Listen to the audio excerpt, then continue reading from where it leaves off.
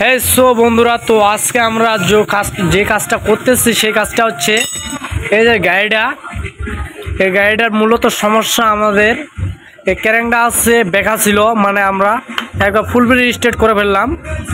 মানে কালকে এত জোরে পরিমাণে গাড়িটা চালাইছে, চেসিসটা অন্তত মানে ঢক ছিল, তার কারণেই মানে এই সমস্যাটা দেখা দিচ্ছে।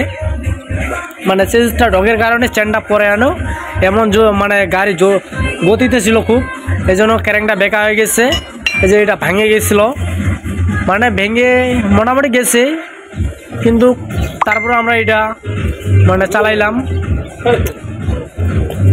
তো ড্রাম মারলে এখানে ঠিক আছে, সম্ভবত ঠিক আছে, এটা ঠিক আছে, ঠিক আছে, চলবে।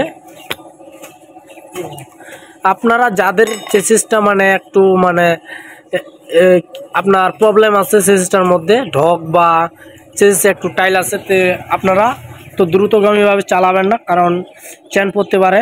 যেমন এই গাড়িটা কালকে হয়েছে, মানে ভাগ্যতে মানে চালক পরে যায় নাই, বেঁচে গেছে। তো আমার দোকানের সামনে হয়েছে কাণ্ডটা, তো রাত 11টার দিক আমি ছিলাম। তো আপনারা সতর্কতামূলক মানে বলতেছি ভিডিওটা, তো আপনারা গতিতে চালাবেন না যাদের গাড়ির চেসিস দুর্বল আসছে।